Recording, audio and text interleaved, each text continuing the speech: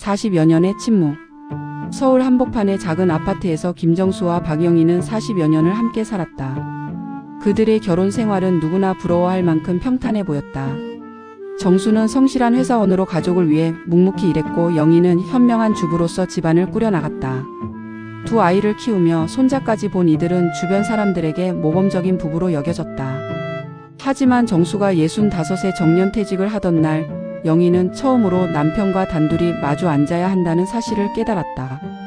아침부터 저녁까지 집에 있는 남편, 그리고 더 이상 아이들이나 손자들 돌보기에 바쁘지 않은 자신. 갑작스럽게 찾아온 고요함 속에서 두 사람은 서로가 얼마나 낯선 존재가 되었는지를 알게 되었다. 정수는 아침 일찍 일어나 신문을 읽고 텔레비전 앞에 앉아 하루 종일 시간을 보냈다. 가끔 동네 친구들과 바둑을 두거나 등산을 가기도 했지만 대부분의 시간은 집에서 보냈다. 영희는 여전히 집안일을 하고 시장을 보고 반찬을 만들었지만 예전처럼 바쁘지는 않았다. 두 사람 사이에는 점점 더 깊은 침묵이 자리 잡았다. 해시태그 각자의 꿈. 어느 봄날 오후 영희는 우연히 문화센터에서 나누어주는 전단지를 받았다. 서예 강좌, 요가 교실, 독서 모임 등 다양한 프로그램이 소개되어 있었다. 그 중에서도 인생 이모작을 위한 글쓰기 교실이라는 문구가 유독 눈에 띄었다. 영희는 젊은 시절 문학을 좋아했고 결혼 전에는 작은 지역신문에 수필을 기고하기도 했었다. 하지만 결혼과 함께 그 모든 꿈은 뒤로 밀려났다. 그날 저녁 영희는 조심스럽게 정수에게 말을 꺼냈다. 여보, 문화센터에서 글쓰기 강좌를 한다는데 다녀봐도 될까요? 정수는 신문에서 눈을 떼지도 않고 대답했다. 글쓰기는 왜 해요? 이 나이에 무슨 소용이야? 영희의 마음에는 작은 상처가 생겼다. 남편은 자신의 꿈을 이해하지 못했고 심지어 관심도 없어 보였다. 그럼에도 불구하고 영희는 글쓰기 교실에 등록했다. 처음에는 어색했지만 점차 글을 쓰는 즐거움을 되찾았다. 같은 또래의 여성들과 이야기하며 그동안 억눌러왔던 자신의 생각과 감정을 표현하는 방법을 배웠다. 무엇보다 자신만의 시간을 갖는다는 것이 얼마나 소중한지 깨달았다. 한편 정수는 퇴직 후 공허함을 달래기 위해 다양한 활동을 시도해 보았다. 동네 노인정에서 시간을 보내기도 하고 옛 직장 동료들과 만나기도 했다. 하지만 무엇을 해도 마음이 채워지지 않았다. 그는 자신이 평생 회사와 가족을 위해 살았을 뿐 진정한 자신의 꿈이나 취미가 무엇인지 모른다는 사실을 깨달았다. 해시태그 서로 다른 방향. 시간이 지나면서 영희는 글쓰기에 더욱 열정을 보였다. 그녀가 쓴 수필이 지역 문학 잡지에 실리기도 했고 문화센터에서는 그녀를 우수 수강생으로 표창하기도 했다. 영희는 자신감을 되찾았고 새로운 목표가 생겼다. 언젠가는 책을 출간하고 싶다는 꿈을 품게 되었다. 반면 정수는 점점 더 우울해졌다. 아내가 자신보다 더 활기차게 살아가는 모습을 보면서 묘한 질투심과 소외감을 느꼈다. 그는 아내에게 집에서 가만히 있으면 안 되나요? 왜 자꾸 밖으로만 나가려고 해요? 라고 말하기도 했다. 하지만 영희는 더 이상 예전의 순종적인 모습이 아니었다. 여보, 저도 제 인생이 있어요. 이제는 제가 하고 싶은 일을 하며 살고 싶어요. 영희의 말에 정수는 당황했다. 40년 동안 자신을 중심으로 돌아가던 집안이 변하고 있었다. 아내가 자신만의 세계를 만들어가는 것이 불편했고 동시에 두려웠다. 여름이 되자 영희는 문학 기행을 떠나겠다고 했다. 일주일 동안 전국의 문학 유적지를 돌아보는 여행이었다. 정수는 반대했지만 영희는 단호했다. 평생 가족을 위해서만 살았어요. 이제는 제가 하고 싶은 일을 할 거예요. 그 말에 정수는 할 말을 잃었다. 해시태그 균열의 시작. 영희가 문학 기행에서 돌아온 후 두 사람 사이의 갈등은 더욱 깊어졌다. 영희는 여행에서 만난 사람들과 새로운 인맥을 쌓았고 다양한 문화 활동에 참여하기 시작했다. 연극 관람, 전시회 관람, 문학 토론회 참석 등 그녀의 일정은 점점 바빠졌다. 정수는 아내의 변화를 받아들이기 어려워했다. 결혼한 여자가 집을 비우고 돌아다니는 게 말이 되나요? 하지만 영희는 더 이상 그런 말에 굴복하지 않았다. 저 혼자서만 희생하며 살 수는 없어요. 당신도 당신만의 일을 찾으세요. 가을이 되자 두 사람은 거의 대화를 하지 않았다. 같은 집에 살면서도 서로 다른 생활 패턴을 가지고 살았다. 정수는 여전히 텔레비전 앞에서 시간을 보냈고 영희는 자신의 방에서 글을 쓰거나 책을 읽었다. 식사 시간에만 잠깐 마주칠 뿐 대화는 거의 없었다. 어느 날 저녁 영희는 용기를 내어 정수에게 말했다. 여보, 우리 이혼해요. 정수는 깜짝 놀라 수저를 떨어뜨렸다. 갑자기 무슨 소리예요? 갑작스러운 게 아니에요. 오랫동안 생각해본 일이에요. 영희는 차분히 자신의 마음을 설명했다. 우리는 더 이상 부부로서 함께 할 이유가 없어요. 서로 다른 꿈을 가지고 있고 서로를 이해하지도 못해요. 남은 인생이라도 각자 행복하게 살아가는 게 좋겠어요. 해시태그 주변의 반대. 영희의 이혼 선언은 가족들에게 큰 충격을 주었다. 첫째 아들 민호는 급히 집으로 달려와 어머니를 설득했다. 엄마, 이 나이에 웬 이혼 타령이에요? 주변에서 뭐라고 하겠어요? 둘째 딸 수진도 마찬가지였다. 엄마, 아빠랑 평생 잘 살아왔잖아요. 무슨 일이 있었다고 이혼을 생각하세요? 하지만 영희의 의지는 확고했다. 너희들은 각자 결혼해서 행복하게 살고 있잖니. 이제는 엄마도 엄마만의 행복을 찾고 싶어. 아이들은 이해할 수 없다는 표정이었다. 그들에게는 부모가 희생하며 가족을 위해 사는 것이 당연한 일이었다. 시댁 식구들의 반응도 마찬가지였다. 시누이들은 영희를 찾아와 형수님, 이런 일로 가족에 먹칠하지 마세요라고 했고, 시어머니는 며느리가 나이 들더니 제정신이 아니다라고 뒤에서 수군거렸다. 심지어 영희의 친정 식구들도 그 나이에 무슨 이혼이야, 참고 살아라고 했다. 정수 역시 주변 사람들로부터 비슷한 반응을 얻었다. 동네 친구들은 아내 버릇을 잘못 들였다며 정수를 질책했고, 남자가 좀 더 강하게 나와야 한다고 조언했다.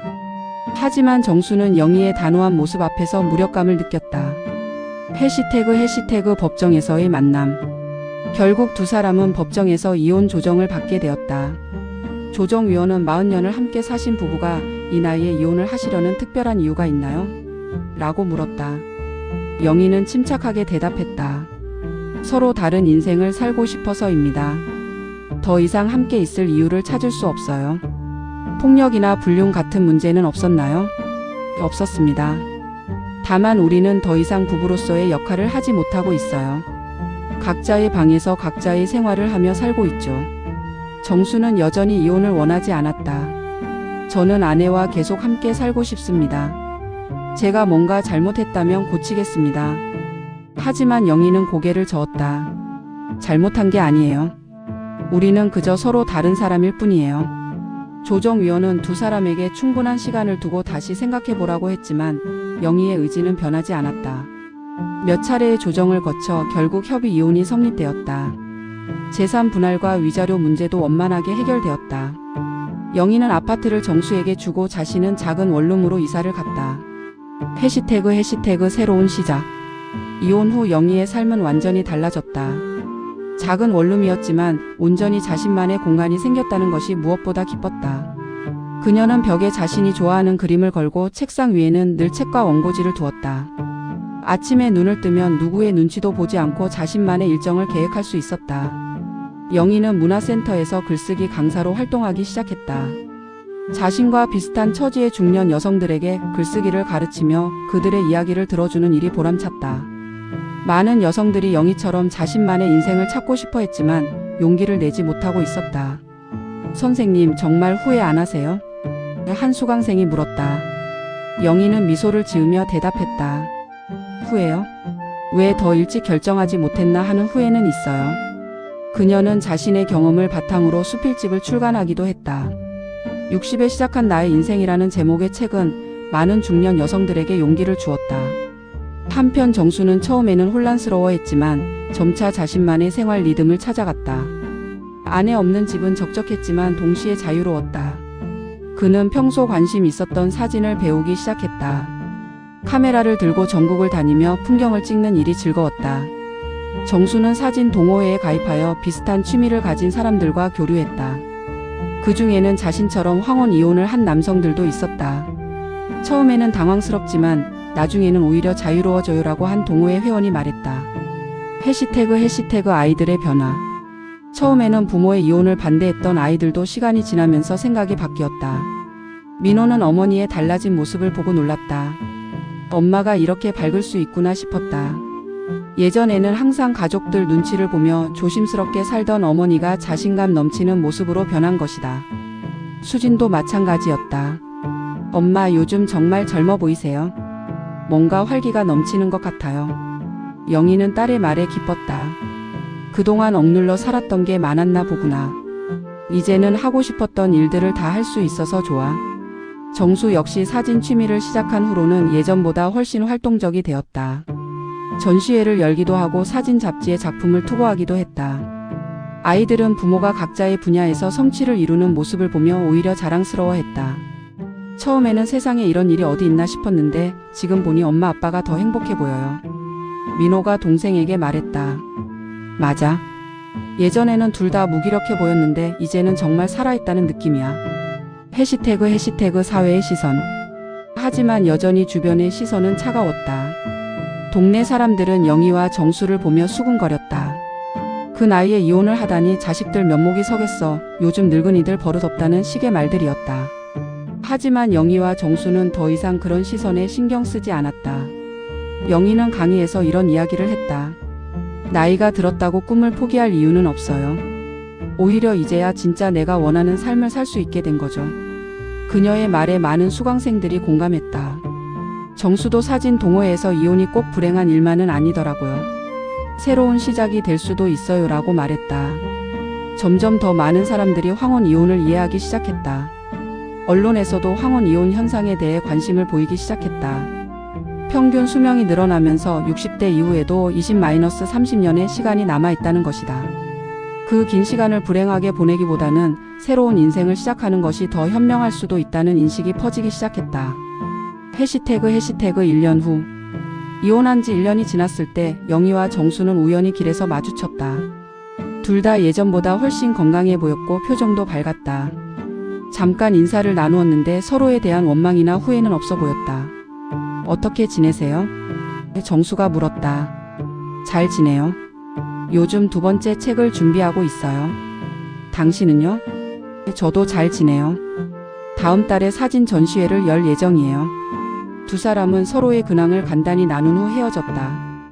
그들에게는 더 이상 부부로서의 감정은 없었지만 오랜 시간 함께 했던 동반자에 대한 따뜻한 마음은 남아 있었다. 해시태그 에피아이엘 오즈의 새로운 인생의 의미.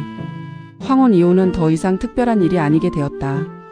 많은 노년층 부부들이 자신들만의 행복을 찾기 위해 새로운 선택을 하고 있다. 어떤 이들은 이를 이기적이라고 비난하지만 어떤 이들은 용기 있는 결정이라고 지지한다. 영희와 정수의 이야기는 단순히 이혼 이야기가 아니다. 그것은 나이가 들어서도 자신만의 꿈과 목표를 가질 수 있다는 것, 그리고 행복은 나이와 상관없이 추구할 가치가 있다는 것을 보여주는 이야기다. 물론 모든 황혼 이혼이 성공적인 것은 아니다. 준비 없이 성급하게 결정했다가 후회하는 경우도 많다. 하지만 영희와 정수처럼 충분한 고민과 준비를 거쳐 새로운 인생을 시작하는 경우도 있다. 중요한 것은 선택의 자유와 그에 따른 책임이다. 나이가 들었다고 해서 선택의 권리를 포기할 필요는 없다. 다만 그 선택이 가져올 결과를 충분히 고려하고 주변 사람들에게 미칠 영향도 생각해야 한다. 영희는 자신의 2번째 수필집에서 이렇게 썼다. 인생은 한 번뿐입니다. 남은 시간이 얼마나 될지 모르지만 그 시간만큼은 온전히 제 것으로 살고 싶었습니다. 이혼이 정답은 아닐 수도 있지만 적어도 저에게는 새로운 시작이었습니다. 정수도 자신의 사진 전시회 도록에서 이렇게 말했다. 카메라 렌즈를 통해 보는 세상은 전에 보던 것과 달랐습니다. 새로운 시각으로 세상을 보게 되었고 새로운 나를 발견하게 되었습니다. 이것이 제게는 진정한 자유였습니다. 두 사람의 이야기는 계속되고 있다. 영희는 계속해서 글을 쓰고 있고 정수는 계속해서 사진을 찍고 있다. 그들은 각자의 길에서 행복을 찾았고 그것으로 충분했다. 황혼 이혼, 그것은 끝이 아니라 새로운 시작이다. 나이듦이 포기를 의미하지 않는다는 것, 언제든 새로운 꿈을 가질 수 있다는 것, 그리고 행복은 스스로 만들어가는 것이라는 교훈을 남긴다. 영희와 정수의 이야기는 많은 이들에게 용기와 희망을 주었고 앞으로도 그럴 것이다.